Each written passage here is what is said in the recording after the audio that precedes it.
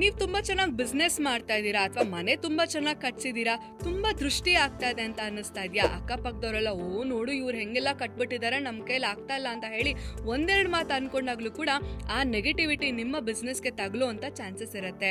ಅದ್ರ ಜೊತೆಗೆ ನಿಮ್ಗೂ ಕೂಡ ಹೆಲ್ತ್ ಅಲ್ಲಿ ಏರುಪೇರು ಆಗ್ತಾ ಇದೆ, ಆದ್ರೆ ಮೆಡಿಕಲಿ ಏನು ಪ್ರೂವ್ ಆಗ್ತಾ ಇಲ್ಲ ಅಂದಾಗ್ಲೂ ಕೂಡ ಕೆಲವೊಂದ್ಸತಿ ದೃಷ್ಟಿ ಬಾಧೆಗಳು ಕಾಡ್ತಾ ಇದೆ ಅಂತಾನು ಹೇಳ್ಬೋದು. ಈ ದೃಷ್ಟಿ ನಿವಾರಣೆಗೆ ಕೆಲವೊಂದು ಸಿಂಪಲ್ ರೆಮಿಡೀಸ್ ಇದೆ.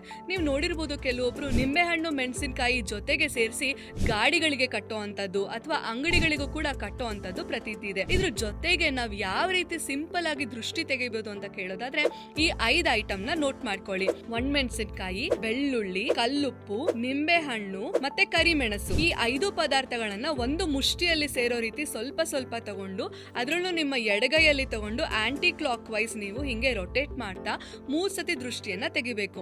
ಎಲ್ಲಿ ಅಂದ್ರೆ ಮನೆಯ ಹೊರಗಡೆ ನಿಂತು ಮನೆಗೆ ದೃಷ್ಟಿ ತೆಗಿಬೇಕು. ಬಿಸ್ನೆಸ್ ಅಥವಾ ಅಂಗಡಿಗಾದ್ರೆ ಆ ಅಂಗಡಿಯಿಂದ ಆಚೆ ನಿಂತ್ಕೊಂಡು ಇಡೀ ಬಿಲ್ಡಿಂಗ್ ಕಾಣಿಸೋ ತರ ನೀವು ದೃಷ್ಟಿಯನ್ನ ತೆಗಿಬೇಕು. ಈ ದೃಷ್ಟಿ ತೆಗೆದನ್ನ ನೀವು ಅದೇ ಆಚೆ ಕಡೆನೆ ಡಿಸ್ಪೋಸ್ ಮಾಡಿ ಆನಂತರ ನೀವು ಒಳಗಡೆ ಹೋಗ್ಬೇಕಾಗತ್ತೆ. ಯಾವುದೇ ಕಾರಣಕ್ಕೂ ನೀವು ದೃಷ್ಟಿ ತೆಗೆದ ವಸ್ತುಗಳನ್ನ ಮತ್ತೆ ಮನೆ ಒಳಗೆ ತಗೊಂಡು ಹೋಗ್ಬೇಡಿ. ನೀವು ದೃಷ್ಟಿ ತೆಗೆದ ನೆಗೆಟಿವಿಟಿನ ಮತ್ತೆ ಒಳಗಡೆ ತಗೊಂಡು ಹೋಗೋದ್ರಿಂದ ನಿಮ್ಗೆ ಪ್ರಾಬ್ಲಮ್ ಆಗ್ಬೋದು. ಹಾಗಾಗಿ ಅದನ್ನ ಆಚೆ ಕಡೆನೆ ಡಿಸ್ಪೋಸ್ ಮಾಡಿ ನೀವು ಒಳಗಡೆ ಹೋಗಿ ಕೈಕಾಲು ತೊಳ್ಕೊಂಡಾಗ ನಿಮ್ಮ ದೃಷ್ಟಿ ನಿವಾರಣೆ ಆಗುತ್ತೆ.